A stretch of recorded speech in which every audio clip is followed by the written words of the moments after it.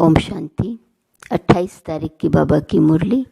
मीठे बच्चे, बाप है सर्व संबंधों के प्यार की सैकरीन। एक मीठे मासूक को याद करो तो बुद्धि सब तरफ से हट जाएंगी। सर्व संबंधों के प्यार की सैकरीन बाबा है। मीठे मासूक को याद करो तो बुद्धि सब तरफ से हट जाएंगी। प्रश्न, कर्मातीत बनने का सहज पुरुषार्थ व युक्ति कौन सी है? उत्तर, भाई भाई की दृष्टि को पक्का करने का पुरुषार्थ करो। बुद्धि से एक बाप के सिवाय और सब कुछ भूल जाए। कोई भी देहदारी संबंध याद न आए तब कर्मातीत बनेंगे। अपने को आत्मा भाई भाई समझना, यही पुरुषार्थ की मंजिल है। भाई भाई समझने से देह की दृष्टि, विकारी ख्यालात खत्म हो जाएंगे। ओम शांति। डबल ओम शांति। डबल कैसे है? यह तो तुम बच्चों की ही बुद्धि में है। बाप भी बच्चों को ही बैठ समझाते हैं। पहले तो बाप का निश्चय होना चाहिए, क्योंकि यह बाप भी है, टीचर भी है, गुरु भी है। यूं तो लौकिक रीति से अलग अलग होते हैं। टीचर जवानी में किया जाता है, गुरु 100 वर्ष की आयु के बाद करते हैं। यह तो जब आते हैं तीनों ही इकट्ठी सर्विस करते हैं। कहते हैं छोटे बड़े सब पढ़ सकते हैं।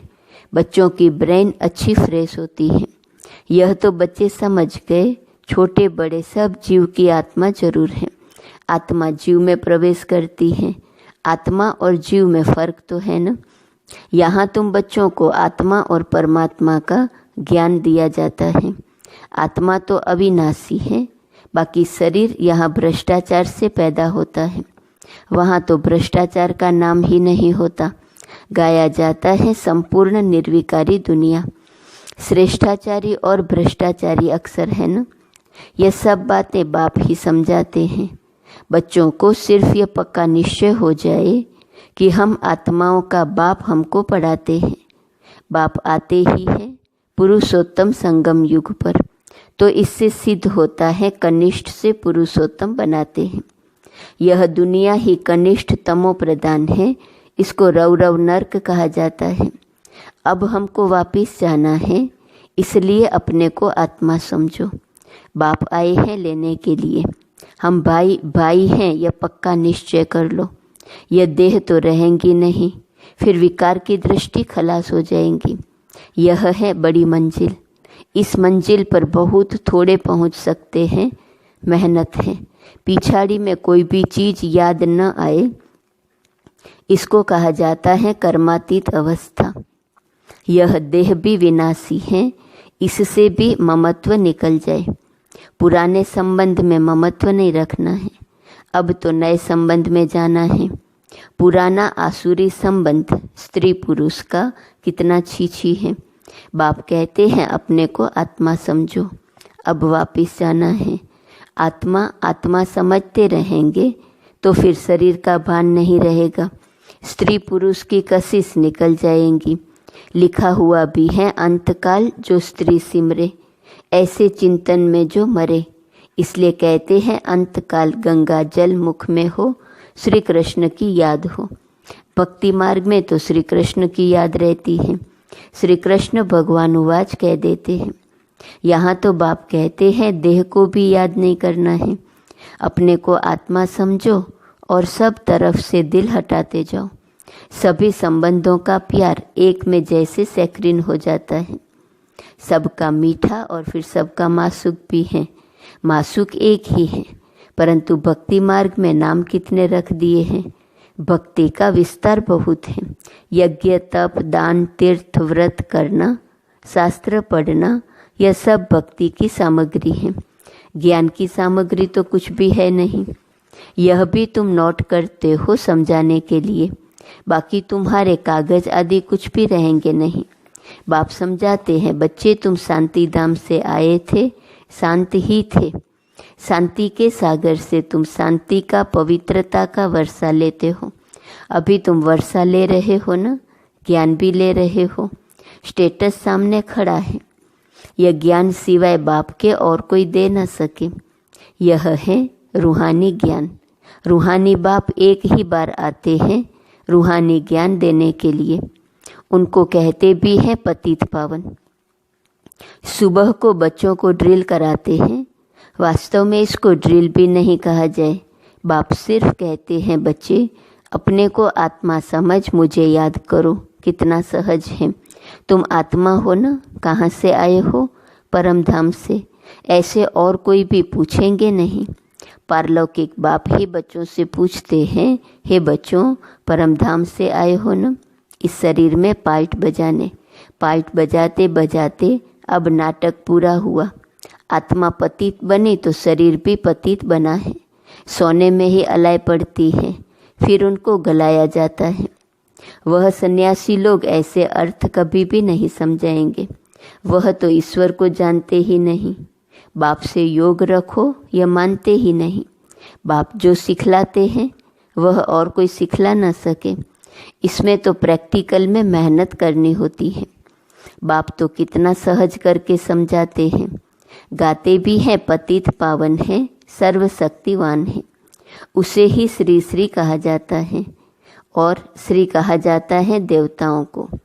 उनको शोभता है। उन्हों की आत्मा और शरीर दोनों पवित्र हैं। आत्मा को तो कोई निर्लेप कह न सके। आत्मा ही 84 जन्म लेती है, परंतु मनुष्य न जानने के कारण अनराइटियस बन पड़े हैं। एक बाप ही आकर राइटियस बनाते हैं। रावण अनराइटियस बनाते हैं। चित्र तो तुम्हारे पास है, बाकी ऐसा 10 शीश वाला रावण कोई होता नहीं। सतयुग में तो रावण है नहीं, यह तो क्लियर है। परंतु जो सुनने वाले होंगे वह कहेंगे यहाँ का सैपलिंग है। कोई थोड़ा सुनेंगे, कोई बहुत भी सुनेंगे। भक्ति मार्ग का देखो विस्तार कितना है। अनेक प्रकार के भक्त हैं, और फिर पहले से ही सुना है भगाते थे। श्री कृष्ण के लिए भी कहते हैं ना भगाया। फिर ऐसे श्री कृष्ण को प्यार क्यों करते हैं, पूजते क्यों हैं? तो बाप बैठ समझाते हैं श्री कृष्ण तो फर्स्ट प्रिंस हैं। वह तो कितना बुद्धिवान होगा। सारे विश्व का मालिक क्या कम बुद्धिवान होगा? वहाँ उन्हों को वजीर आदि होते नहीं। राय लेने की दरकार नहीं। राय लेकर तो संपूर्ण बना है, फिर राय क्या लेंगे? तुमको आधा कल्प कोई की राय नहीं लेनी होती है। स्वर्ग और नर्क का नाम भी सुना है। यह तो स्वर्ग हो न सके। पत्थर बुद्धि है जो समझते हैं यहाँ हमको धन है, महल आदि सब है, यही स्वर्ग है। परंतु तुम जानते हो स्वर्ग तो है ही नई दुनिया। स्वर्ग में तो सब सदगति में होते हैं। स्वर्ग नर्क इकट्ठा थोड़े ही होगा। स्वर्ग किसको कहा जाता है, उसकी आयु कितनी है, यह सब बाप ने तुम्हें समझाया है। दुनिया तो एक ही है। नई को सतयुग, पुरानी को कलयुग कहा जाता है। अब भक्ति मार्ग खलास होना है। भक्ति के बाद चाहिए ज्ञान। सभी जीवात्माएं पार्ट बजाते बजाते पतित बनी हैं, यह भी बाप ने समझाया है। तुम सुख जास्ती पाते हो। 3/4 है सुख, बाकी 1/4 है दुख। इसमें भी जब तमो प्रधान हो जाते हो तब दुख जास्ती होता है। आधा आधा हो तो मजा ही कैसे हो? मजा तब है जबकि स्वर्ग में दुख का नाम निशान नहीं रहता। तब तो स्वर्ग को सब याद करते हैं। नई दुनिया और पुरानी दुनिया का यह बेहद का खेल है, जिसको कोई जान नहीं सकता। बाप भारतवासियों को ही समझाते हैं। बाकी जो सब हैं वह आधा कल्प में ही आते हैं। आधा कल्प में हो सिर्फ तुम सूर्यवंशी चंद्रवंशी। तुम पवित्र रहते हो इसलिए तुम्हारी आयु बड़ी रहती है, और दुनिया भी नई है। वहाँ एवरीथिंग न्यू है। अनाज, पानी, धरनी आदि सब नया। आगे चलकर तुम बच्चों को सब साक्षात्कार कराते रहेंगे कि ऐसे ऐसे होगा। शुरू में भी हुए, फिर पिछाड़ी में भी होने चाहिए। नज़दीक आएंगे तो खुशी होती रहेंगी। मनुष्य बाहर देश से अपने देश में आते हैं तो खुशी होती है ना। कोई बाहर में कहाँ मरते हैं तो उनको एरोप्लेन से भी अपने देश में ले आते हैं। सबसे फर्स्ट क्लास पवित्र धरनी भारत है। भारत की महिमा को तुम बच्चों के सिवाय और कोई जानते ही नहीं। वंडर ऑफ द वर्ल्ड है ना, उसका नाम है स्वर्ग। वह जो वंडर दिखाते हैं वह है सब नर्क के। कहाँ नर्क के वंडर्स, कहाँ स्वर्ग के रात दिन का फर्क है। नर्क के वंडर्स भी बहुत मनुष्य देखने जाते हैं। कितने ढेर मंदिर हैं, वहाँ तो मंदिर होते नहीं, नेचुरल ब्यूटी रहती है। मनुष्य बहुत थोड़े होते हैं, सुगंध आदि की भी दरकार नहीं रहती है। हर एक को अपना अपना फर्स्ट क्लास बगीचा रहता है, फर्स्ट क्लास फूल होते हैं। वहाँ की तो हवा भी फर्स्ट क्लास होंगी, गर्मी आदि कभी तंग नहीं करेंगी, सदैव बहारी मौसम रहेगा। अगरबत्ती की भी दरकार नहीं। स्वर्ग का तो नाम सुनते ही मुख पानी होता है। तुम कहेंगे ऐसे स्वर्ग में तो झट पहुँचे, क्योंकि तुम स्वर्ग को जानते हो। परंतु फिर दिल कहती है अभी तो हम बेहद के बाप के साथ हैं, बाप पढ़ाते हैं, ऐसा चांस फिर थोड़ी मिलेगा। यहाँ मनुष्य मनुष्य को पढ़ाते, वहाँ देवताएं देवताओं को पढ़ाएंगे। यहाँ तो बाप पढ़ाते हैं, रात दिन का फर्क है। कितनी खुशी होनी चाहिए। 84 जन्म भी तुमने लिए हैं। तुम ही वर्ल्ड की हिस्ट्री ज्योग्राफी को जानते हो कि हमने तो अनेक बार यह राज्य लिया, फिर रावण राज्य में आए। अब बाप कहते हैं तुम एक जन्म पवित्र बनो तो 21 जन्म तुम पावन बन जाएंगे। क्यों नहीं बनेंगे, परंतु माया ऐसी है, भाई बहन की भी दाल नहीं गलती, कच्चे रह जाते हैं। दाल गले तब जब अपने को आत्मा भाई भाई समझो, देह का भान निकल जाए। यह है मेहनत। सहज भी बहुत है। कोई को कहेंगे बहुत डिफ़िकल्ट है तो उनके दिल हट जाएंगी, इसलिए इसका नाम ही है सहज याद। ज्ञान भी सहज है। 84 के चक्र को जानना है। पहले पहले बाप का परिचय देना है। बाप की याद से ही आत्मा की जंग उड़ जाएंगी और पवित्र दुनिया का वर्षा पाएंगे। पहले बाप को याद करो। भारत का प्राचीन योग ही कहते हैं जिससे भारत को विश्व की बादशाही मिलती है। प्राचीन कितने वर्ष हुए, तो लाखों वर्ष कहते। तुम जानते हो 5000 वर्ष की बात है। वही राजयोग फिर से बाप सिखला रहे हैं। इसमें मूंझने की दरकार ही नहीं। पूछा जाता है तुम आत्माओं का निवास स्थान कहाँ है, तो कहेंगे हमारा निवास स्थान प्रकृति है। तो आत्मा को ही देखना पड़े। यह ज्ञान तुमको अभी मिलता है, फिर वहाँ ज्ञान की दरकार ही नहीं रहेंगी। मुक्ति जीवन मुक्ति को पा लिया खलास। मुक्ति वाले भी अपने समय पर जीवन मुक्ति में आकर सुख पाएंगे। सब जीवन मुक्ति में आते हैं वाया मुक्ति। यहाँ से जाएंगे शांति धाम। और कोई दुनिया है नहीं। ड्रामा अनुसार सबको वापिस जाना ही है। विनाश की तैयारियां हो रही हैं।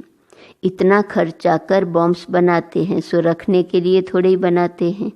बारूद है ही विनाश के लिए। सतयुग त्रेता में यह चीज़ें नहीं होती। अब 84 जन्म पूरे हुए, हम ये शरीर छोड़ घर जाएंगे। दीपमाला पर सब नए नए अच्छे अच्छे कपड़े पहनते हैं ना। तुम आत्मा भी नई बनती हो। यह है बेहद की बात। आत्मा पवित्र बनने से शरीर भी फर्स्ट क्लास मिलता है। इस समय आर्टिफिशियल फैशन करते हैं, पाउडर आदि लगाकर खूबसूरत बन जाते हैं। वहाँ तो नेचुरल ब्यूटी होती है। आत्मा एवर ब्यूटीफुल बन जाती है। यह तो तुम समझते हो। स्कूल में सब एक जैसे नहीं होंगे। तुम भी पुरुषार्थ करते हो हम ऐसा लक्ष्मी नारायण बने। यह है तुम्हारा ईश्वरीय कुल। फिर होता है सूर्यवंशी चंद्रवंशी घराना। तुम ब्राह्मणों में राजा ही नहीं है, तुम अभी संगम पर हो। कलयुग में अब राजा ही है नहीं। भल कोई राजा ही रह भी जाती, नील तो कभी होती नहीं। अब तुम यह बनने के लिए पुरुषार्थ कर रहे हो। देखेंगे हम आत्माएं भाई भाई हैं और वह है बाप। बाप कहते हैं एक दो को भाई भाई देखो। तीसरा नेत्र ज्ञान का तो मिला है। तुम आत्मा कहाँ निवास करती हो? आत्मा भाई पूछता है आत्मा कहाँ रहती है, तो कहते हैं यहाँ प्रकृति में। यह तो कॉमन बात है। एक बाप के सिवाय कुछ भी याद न आए। पिछाड़ी में तो शरीर भी ऐसे बाप की याद में छूटे। यह प्रैक्टिस पक्की करनी है। अच्छा, मीठे मीठे सिकिलते बच्चों प्रति माता पिता बाप दादा का याद प्यार और गुड मॉर्निंग। रूहानी बाप की रूहानी बच्चों को नमस्ते। रूहानी बच्चों की रूहानी बाप को नमस्ते नमस्ते नमस्ते। धारणा के लिए मुख्य सार। पहली पॉइंट, सतयुग में फर्स्ट क्लास सुंदर शरीर प्राप्त करने के लिए अभी आत्मा को पावन बनाना है, कट उतार देनी है, आर्टिफिशियल फैशन नहीं करना है। दूसरी पॉइंट, एवर पवित्र बनने के लिए प्रैक्टिस करनी है कि एक बाप के सिवाय कुछ भी याद न आए, यह देह भी भूली हुई हो, भाई भाई की दृष्टि नेचुरल पक्की हो। वरदान, शुभ भावना शुभ कामना के सहयोग से आत्माओं को परिवर्तन करने वाले सफलता संपन्न भव। जब किसी भी कार्य में सर्व ब्राह्मण बच्चे संगठित रूप में अपने मन की शुभ भावनाओं और शुभ कामनाओं का सहयोग देते हैं तो इस सहयोग से वायुमंडल का कितना किला बन जाता है जो आत्माओं को परिवर्तन कर लेता है।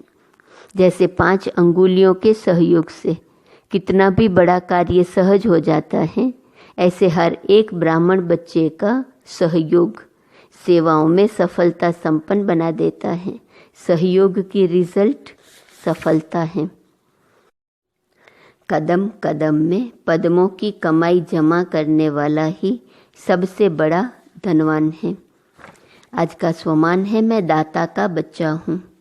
अव्यक्त इशारे की पॉइंट 28 में वर्तमान समय में सभी को अविनाशी खुशी की आवश्यकता है।